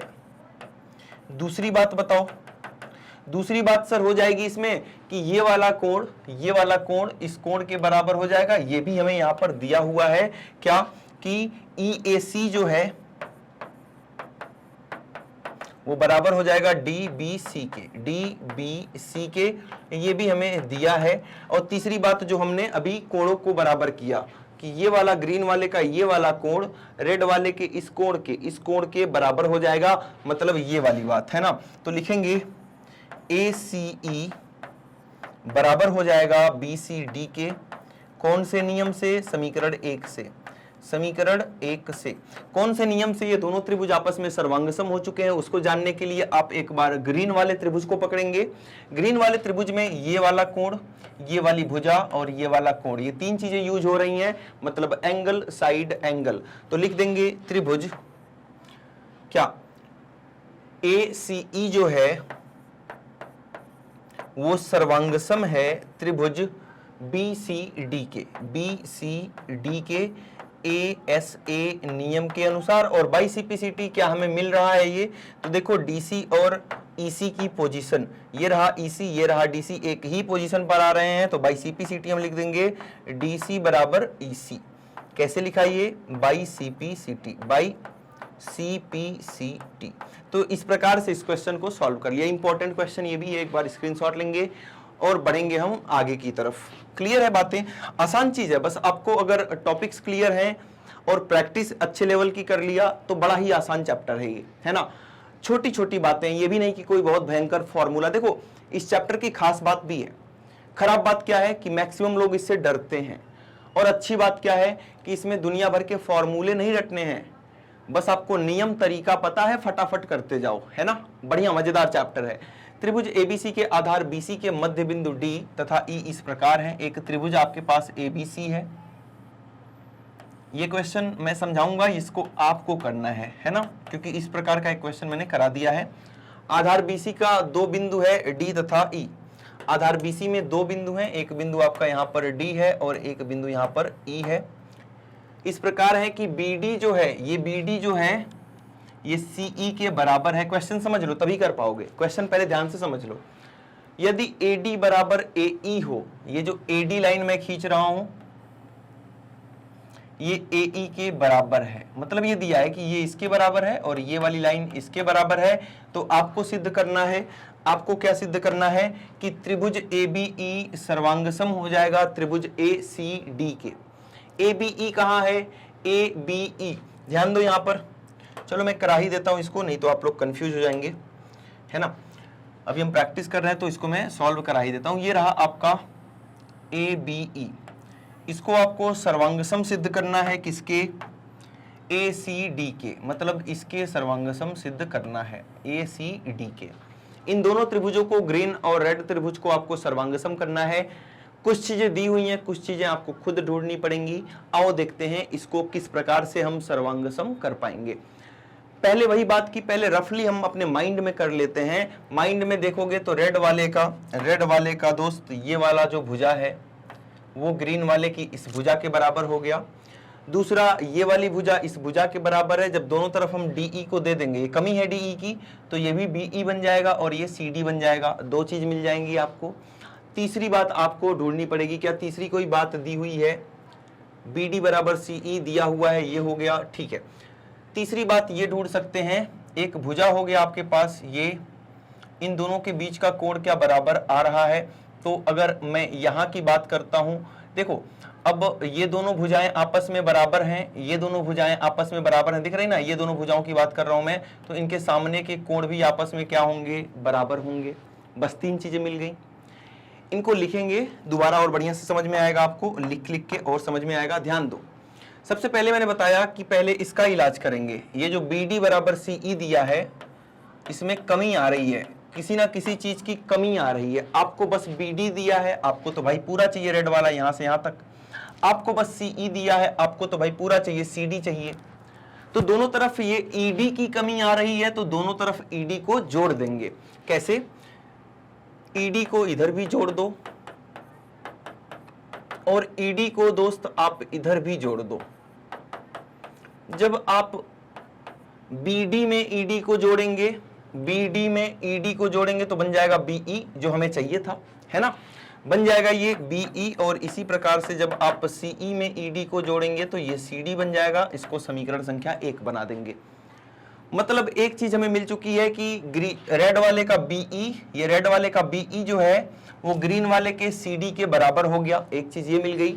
दूसरी चीज तो साफ साफ दिख रही है, ये वाली भुजा इस भुजा के बराबर है।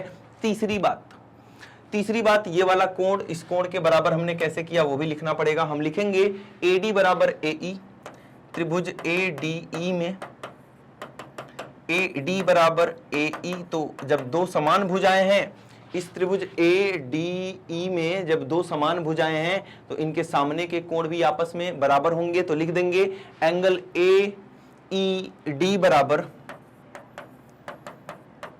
एंगल ADE, वही समान भुजाओं के सम्मुख कोण, समान भुजाओं के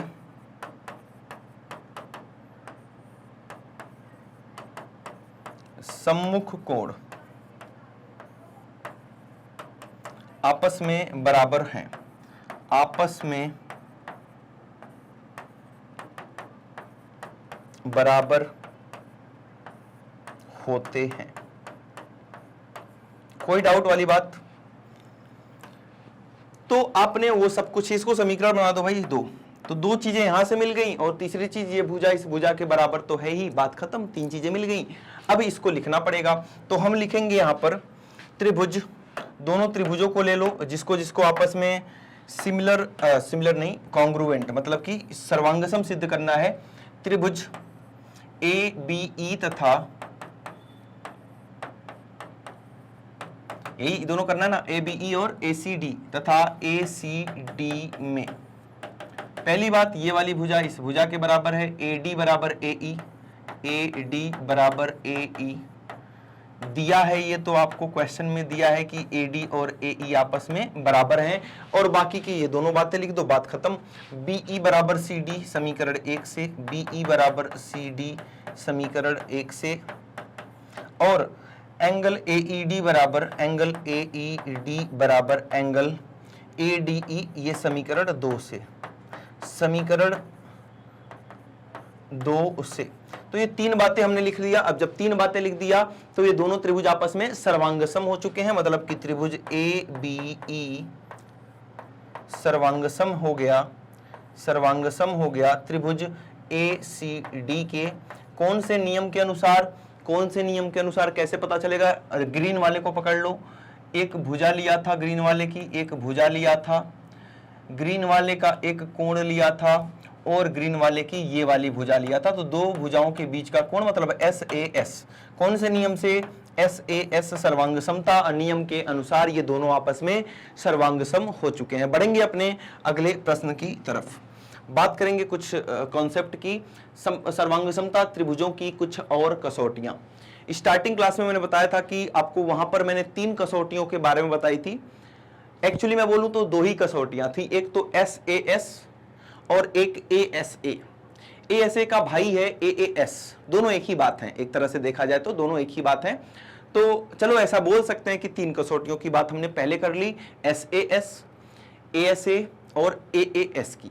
अब हम 2 कसौटियों की और बात करेंगे हम सबसे पहले भुजा ट्रिपल S कसौटी की, जिसमें हम देख रहे होंगे कि एक त्रिभुज की तीनों भुजाएं ABC जो है दूसरे त्रिभुज PQR की तीनों संगत भुजाओं के बराबर है।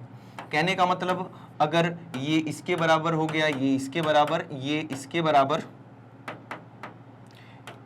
और ये वाला इसके बराबर हो गया, तो ये दोनों त्रिभुज आपस में क्या होंगे, सर्वांगसम होंगे। लिखने का तरीका आप वही रखेंगे जो पहले रखते थे। एक त्रिभुज को आप कैसे भी लिख लें अपनी मर्जी से, दूसरे को इसी के अकॉर्डिंग लिखना पड़ेगा। मतलब कि AB की जगह QR, या तो QR लिखोगे या तो RQ लिखोगे, बचा क्या P।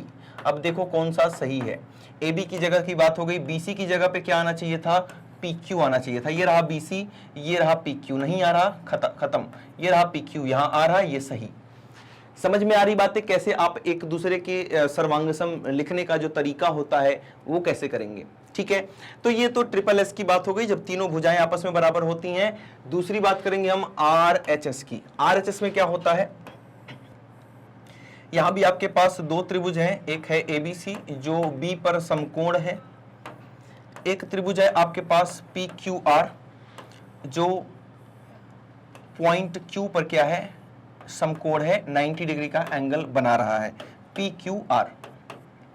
अब इन दोनों त्रिभुजों में अगर मैं बताऊं आपको तो RHS का मतलब क्या होता है, सबसे पहले तो आपको यह जानना पड़ेगा। R for right angle, RHS, R for right angle,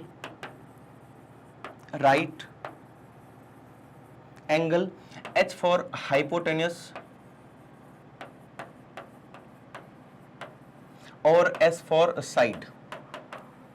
इसको हम हिंदी में कर्ड बोलते हैं, इसको हम समकोण बोलते हैं, मतलब 90 डिग्री का एंगल, 90 डिग्री का एंगल। और ये कोई भी साइड या कोई भी भुजा हो सकती है ना, कर्ड को छोड़ के कोई भी भुजा। जब एक तो दो चीजें तो पक्का इन्वॉल्व होनी चाहिए, दो चीजें तो इन्वॉल्व होनी ही चाहिए। एक तो ये 90 डिग्री का एंगल आना ही आना चाहिए, ये आपस में बराबर होना ही होना चाहिए। दूसरा, ये कर्ण आपस में बराबर होना ही होना चाहिए। कर्ण कैसे पहचानते हैं, कर्ण क्या होता है, जो 90 के जस्ट सामने साइड होती है इसी को हम कर्ण बोलते हैं। 90 अंश के बिल्कुल सामने वाली भुजा को हम क्या बोलते हैं, कर्ण बोलते हैं, ठीक है बात। अब बात यह है कि जो ये तो समझ में आ गया सर, 90 एंगल आना चाहिए और एक कर्ण आना चाहिए। लेकिन अगर मैं बात करूं भुजा की, कौन सी भुजा, AB या BC, तो कोई भी AB आ जाए या BC आ जाए, कोई भी भुजा आ जाए तो एक भुजा इन्वॉल्व होनी चाहिए। ये तीन चीजें अगर आ रही हैं तो वहां पर RHS लगता है। कौन कौन सा, RHS, right angle, hypotenuse and side. तो इसको समझेंगे और इन दोनों ही कसौटियों पर बेस्ड 2 से 3 सवाल करेंगे, ठीक है। तो उसके बाद से हम अपनी क्लास समाप्त कर देंगे, क्योंकि जो कॉन्सेप्ट वाली बात थी वो मैंने बता दिया। अब हम जो अभी 2 कसौटियों की बात किए हैं इस पर कुछ कॉन्सेप्ट की बात कर लेते हैं। प्रश्न संख्या 12, इस पे कुछ प्रैक्टिस करेंगे क्वेश्चंस की। त्रिभुज ABC तथा DBC, एक ही आधार BC पर बने 2 त्रिभुज हैं, एक ही आधार BC पर बने 2 त्रिभुज हैं। इस प्रकार है, A तथा D BC की विपरीत भुजा पर स्थित है। यहां पर दिया है आपको AB बराबर AC, AB जो है वो AC के बराबर है और BD जो है वो CD के बराबर है। तो हमें सिद्ध करना है AD जो है वो BC का लंब समद्विभाजक है, AD जो है वो BC का लंब समद्विभाजक है। मतलब यहाँ पर 90 अंश का कोण बन रहा है, ये सिद्ध करना है। लंब का मतलब ये हो गया, समद्विभाजक का मतलब हो गया कि ये दोनों भुजाएं, ये BO और OC, ये दोनों आपस में क्या हैं, बराबर हैं। ये 2 बातें आप सिद्ध कर पाएंगे तो ये सिद्ध कर पाएंगे कि AD जो है वो BC का लंब समद्विभाजक है। ध्यान देना, इसको 2 तरह से करेंगे। जैसे आपको ये तो लग रहा होगा कि भाई इस वाले त्रिभुज को इस त्रिभुज के अगर हम सर्वांगसम कर लेते हैं, ये छोटा वाला ऊपर वाला AOB AOC, अगर इन दोनों को हम सर्वांगसम कर लेते हैं तो हम बाई CPCT लिख सकते हैं कि सर ये BO जो है वो CO के बराबर हो जाएगा। बाई CPCT लिख सकते हो ना कि ये BO CO के बराबर हो जाएगा। लेकिन बात यह है ना कि इसको सर्वांगसम करें कैसे।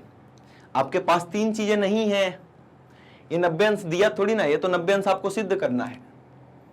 आपके पास ये है कि AB AC के बराबर हो जाएगा, एक बात, चलो ठीक है। आप बोलोगे सर ये AO दोनों में आ रहा, उभयनिष्ठ है, चलो 2 बात। तीसरी कोई बात नहीं है आपके पास। अब तीसरी बात आपको ढूंढनी पड़ेगी। तीसरी बात ढूंढने के लिए मैं क्या करूंगा वो देखो। तीसरी बात ढूंढने के लिए, और तीसरी बात क्या ढूंढ रहा हूं मैं, किसी जुगाड़ से इस कोण को इस कोण के अगर बराबर कर दूं, तो दो बातें तो थी कि ये वाली भुजा इस भुजा के बराबर, ये उभयनिष्ठ, अगर ये कोण इस कोण के बराबर हो जाए तो मजा आ जाएगा, एस ए एस लगाएंगे और दोनों के दोनों त्रिभुज आपस में सर्वांग समसिद्ध हो जाएंगे। लेकिन ये कोण बराबर कैसे होगा, ये वाला इसके? अब इसके लिए आपको क्या करना पड़ेगा, आपको इन दोनों त्रिभुजों को आपस में सर्वांगसम सिद्ध करना पड़ेगा। इसको, जिसमें ये कोण आ रहे हैं दोनों, ये दोनों त्रिभुज, ये वाला और दूसरा ये वाला इधर का, इन दोनों त्रिभुजों को अगर आप सर्वांगसम सिद्ध कर देते हैं तो बस आपका काम हो जाना है। अगर सर्वांगसम ये दोनों हो जाते हैं तो बाई सीपीसीटी में बोल दूंगा ये वाला कोण इस कोण के बराबर है। कैसे, और देखते हैं। ये दोनों तो बड़े ही आराम से सर्वांगसम सिद्ध होने वाले हैं। तो लिखेंगे हम त्रिभुज ABD तथा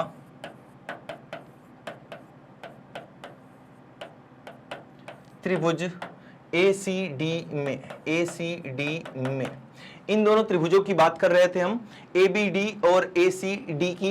यहां पर AB बराबर AC है, दिया है, देखते रहो फिगर को, और जो लिख रहा हूं दिया है। दूसरी बात, BD बराबर CD, BD बराबर CD दिया है। और तीसरी बात देख पाएंगे आप कि ये बीच वाली जो भुजा है AD, ये दोनों के पास आ रही है, तो ये एक उभयनिष्ठ भुजा हो जाएगी। AD बराबर AD उभयनिष्ठ भुजा। तो ये दोनों त्रिभुज ABD और त्रिभुज ACD आपस में क्या हो गए, सर्वांगसम हो चुके हैं।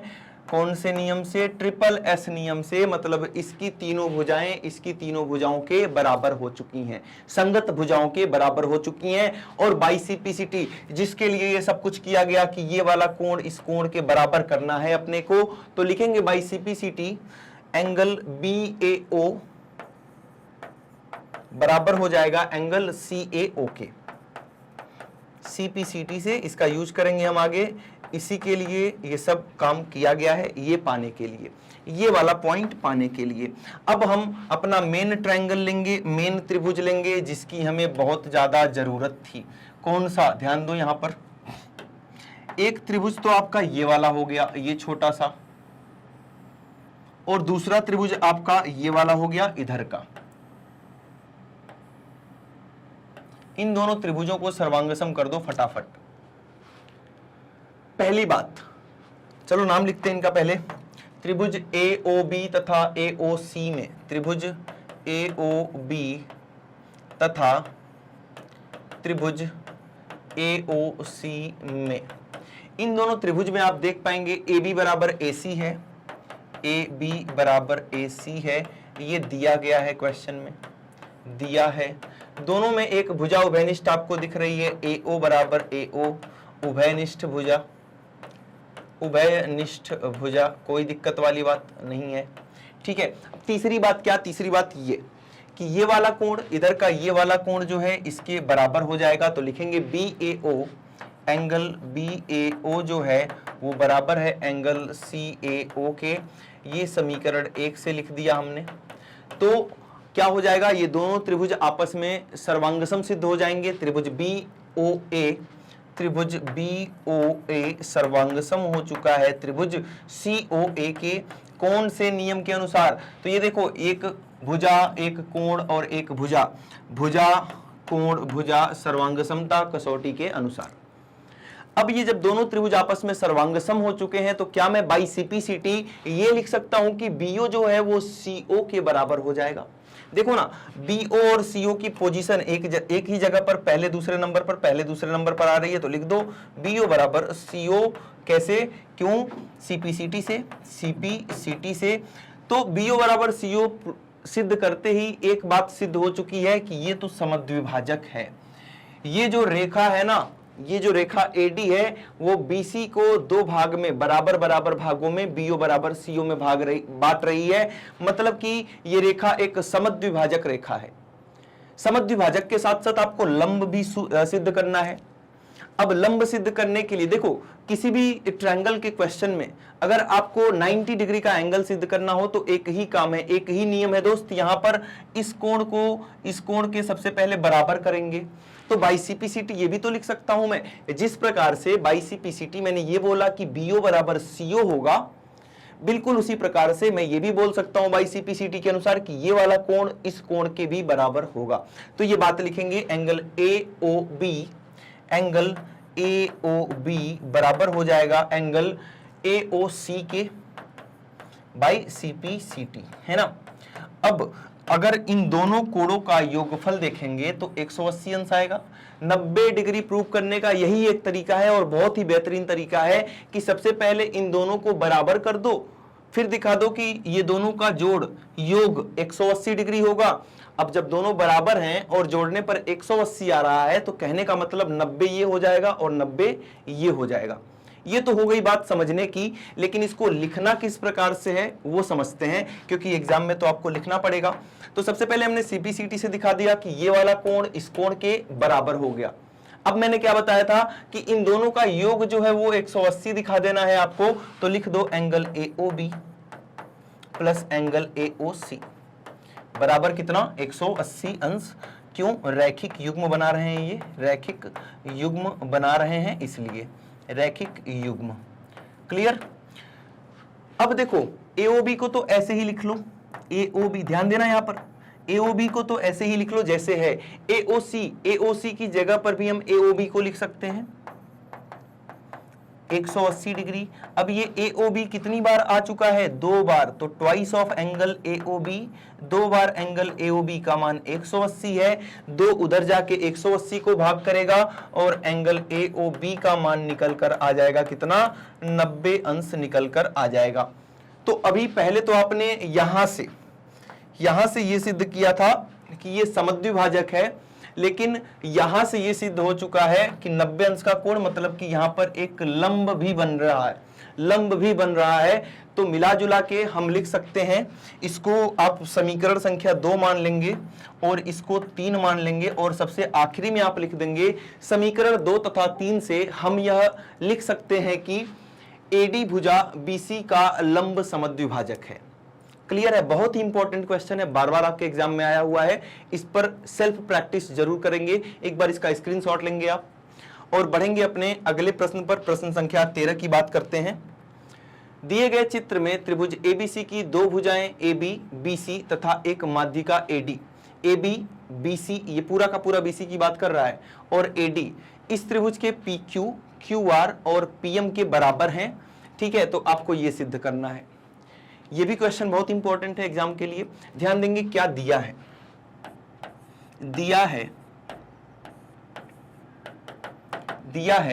AB बराबर है PQ के, BC बराबर है QR के और माध्यिका AD माध्यिका PM के बराबर है। ये 3 बातें तो आपको गिवन है, पहले से ही दिया हुआ है क्वेश्चन में। ठीक है, आगे की बात करेंगे। तो पहले तो हम इस दोनों त्रिभुज को आपस में सर्वांग सम करेंगे, इन दोनों को। क्यों इन दोनों को तो करने को बोला ही नहीं क्वेश्चन में, फिर भी इन दोनों को करेंगे। हाँ, क्योंकि भाई क्वेश्चन में जो इंफॉर्मेशन है वो इनकम्प्लीट है, हमें कुछ ना कुछ ढूंढना पड़ेगा। जैसे हमें पूरे त्रिभुज के सर्वांग सम करना है, थोड़ी देर के लिए माध्यिका को भूल जाओ, तो आपके पास बस 2 ही चीजें हैं, ये वाली भुजा और ये पूरी भुजा AB और BC। तीसरी चीज कहां है, कैसे करोगे सर्वांग सम? तो तीसरी चीज ढूंढने के लिए पहले इन दोनों त्रिभुज को आपस में सर्वांग सम करेंगे और वहां सीपीसीटी से हम लिखेंगे कि ये B जो है वो Q के बराबर है, एंगल B कोण Q के बराबर है। आपको 3 चीजें मिल जाएंगी कि कोण B कोण Q के बराबर हो चुका है। इसलिए सबसे पहले इन दोनों त्रिभुज को हम सर्वांग सम करने वाले हैं। आइए देखते हैं कैसे। तो इसमें देखो प्रॉब्लम ये है कि हमें दिया हुआ है क्वेश्चन में कि BC QR के बराबर है। क्या दिया हुआ है क्वेश्चन में कि BC जो है वो QR के बराबर है, लेकिन जब इन दोनों त्रिभुजों को हम सर्वांगसम सिद्ध करेंगे तो हमें ना तो BC चाहिए ना तो QR चाहिए, हमें तो बस भाई आधा चाहिए, BD चाहिए और QM चाहिए, है ना। तो ये माध्यिका अगर है, माध्यिका है तो बिल्कुल मध्य बिंदु हो जाएगा D, डी क्या है, बीसी का मध्य बिंदु है, एम क्या है, क्यूआर का मध्य बिंदु है। तो मैं बीसी को लिख सकता हूं 2 बार बीडी, और इसी प्रकार से क्यूआर को लिख सकता हूं 2 बार क्यूएम, और यहां से हमारे पास निकल के आ चुका है कि बीडी जो होगा भाई वो क्यूएम के बराबर होगा, और समीकरण संख्या 1 हो चुका है। अब देखो, आपने सिद्ध कर दिया कि बीडी क्यूएम के बराबर, ये हमें क्वेश्चन में दिया है एबी पीक्यू के बराबर और एडी पीएम के बराबर, तीनों भुजा के बराबर हो गई, बस हो चुके हैं दोनों त्रिभुज सर्वांगसम। ये बात लिखेंगे, त्रिभुज एबीडी तथा त्रिभुज पीक्यूएम में तीनों बातें लिख लेना जरा सा। AB बराबर PQ, AB बराबर PQ, दूसरी बात AD बराबर PM, AD बराबर PM, ये दोनों बातें आपको दिया है क्वेश्चन में, है ना। और तीसरी बात ये जो हमने समीकरण संख्या 1 में सिद्ध किया कि BD जो है वो QM के बराबर होगा समीकरण 1 से। ये तीन बातें, पहली बात, दूसरी बात और तीसरी बात। तो लिखेंगे त्रिभुज ABD सर्वांगसम हो चुका है त्रिभुज PQM के SSS सर्वांगसमता कसौटी के अनुसार। तो भाई CPCT में लिख सकता हूं भाई कि ये वाला कोण इस कोण के बराबर होगा। यही सब करने के लिए अभी तक जो भी काम किया मैंने, बस ये लाइन लिखने के लिए किया था, कि एंगल B एंगल Q के बराबर हो जाएगा। अब ध्यान देना, यहां ये तो दिया ही है आपको कि ये वाली भुजा इस भुजा के बराबर, ये वाली भुजा पूरी की पूरी इस पूरी भुजा के बराबर, और अभी हमने सिद्ध किया कि इनके बीच के कोण भी आपस में बराबर है। बस हो चुका है पूरा का पूरा त्रिभुज आपस में सर्वांगसम। कौन से नियम के अनुसार? तो भुजा कोण भुजा नियम के अनुसार, SAS सर्वांगसमता कसौटी के अनुसार। इसको लिखेंगे, लिखना भी जरूरी है। आप लोग क्या करते हैं एग्जाम में, पता ही नहीं चलता कि बेहतरीन तरीके से कैसे लिखा जाता है, तो लिखना सीखो, है ना। कोई स्टूडेंट क्या करते हैं, कारण नहीं लिखते हैं, कोई यही लाइन नहीं लिख पाता है। तो ये सारी चीजें आपको सीखनी है, समझनी है। बात करेंगे त्रिभुज ABC और PQR की। त्रिभुज ABC तथा त्रिभुज PQR में, है ना। इन दोनों त्रिभुजों में जल्दी से तीन बातें बता दो। सबसे पहले बता दो AB बराबर PQ दिया है, AB बराबर PQ दिया है। दूसरा बता दो BC बराबर QR, BC बराबर QR। ये दोनों बातें तो हमें गिवन है, दिया है, ठीक है। और तीसरी बात ये जो अभी हमने सिद्ध किया कि एंगल B बराबर एंगल Q, समीकरण संख्या 2 से, समीकरण 2 से। तो इन तीनों बातों को एक साथ मिलाकर हम लिख सकते हैं कि त्रिभुज ABC जो है वो सर्वांगसम हो जाएगा त्रिभुज PQR के SAS सर्वांगसमता कसौटी के अनुसार। एक बार इसका स्क्रीनशॉट लो और बढ़ेंगे हम अपने प्रश्न संख्या 14 की तरफ। 14 ये रहा, दी गई आकृति में BA परपेंडिकुलर है AC पर, BA AC पर परपेंडिकुलर, मतलब यहां पर आपका 90 अंश का कोण बन रहा है। इसी प्रकार से क्या DE परपेंडिकुलर है DF पर, ये दोनों आपस में 90 अंश का कोण यहां पर बना रही हैं। तीसरी बात क्या, BA बराबर DE, ये वाली भुजा इस भुजा के बराबर है, और BF बराबर EC, यहां से यहां तक का BF यहां के यहां तक के EC के बराबर है। ये क्वेश्चन केवल और केवल मैं समझाऊंगा, अब आपको करना है। इस प्रकार का बहुत क्वेश्चन मैंने बता दिया कि अगर कमी है तो जोड़ देंगे, और अगर फालतू की कोई चीज दिख रही है तो घटा देंगे। बस दो बातें याद रखना हमेशा, चाहे वो कोण हो चाहे वो भुजा हो, अगर कमी है तो जोड़ दो, फालतू है तो घटा दो। क्लियर है बातें? यहां तो कमी दिख रही है भाई, हमें तो ये पूरी भुजा के बराबर चाहिए थी, और कमी या फालतू बराबर चीज की होनी चाहिए, तभी आप जोड़ घटा पाएंगे। ये है कमी, तो इस कमी को दोनों तरफ आप जोड़ेंगे, BF में FC को जोड़ेंगे, CE में FC को जोड़ेंगे, तो आपको मिल जाएगा कि BC जो है वो EF के बराबर है। एक 90 अंश का कोण तो आपको दिख ही रहा है, और एक भुजा के बराबर तो दिख ही रही है। और मैं करा देता हूं, ठीक है, करा देता हूं भाई, आप लोगों को कहीं भी डाउट नहीं आना चाहिए। तो ये लाइन उठाएंगे सीधे कि BF जो है वो EC के बराबर है। दोनों तरफ जो कमी है CF की उसको जोड़ देंगे। CF दोनों तरफ जोड़ने पर, दोनों तरफ CF जोड़ने पर जब आप BF में CF को जोड़ेंगे तो BC निकल के आएगा। जब आप EC में CF को जोड़ेंगे तो EF निकल के आएगा। समीकरण संख्या 1 बना दिया। इन दोनों त्रिभुज को ले लो, त्रिभुज ABC तथा त्रिभुज DEF में तीन बातें फटाफट से। पहले तो एंगल लिख लो 90 अंश वाला, या यही बात लिख लो कि BC जो है ना भाई वो EF के बराबर है समीकरण 1 से। समझ रहे हो? ABC का BC DEF के EF के बराबर कर दिया समीकरण संख्या 1 से। दूसरी बात आप ये लिख लो कि AB भुजा DE भुजा के बराबर है। AB भुजा DE भुजा के बराबर है, आपको सवाल में दिया गया है ये, तो लिखेंगे दिया है। और तीसरी बात 90 अंश का कोड लिख लेना, एंगल A बराबर एंगल D 90 डिग्री ईच, 90 अंश प्रत्येक। तो ये दोनों कोड आपके, दोनों त्रिभुज आपके त्रिभुज ABC सर्वांगसम है त्रिभुज DEF के, त्रिभुज DEF के सर्वांगसम हो चुका है। ठीक है, त्रिभुज DEF के सर्वांगसम हो चुका है।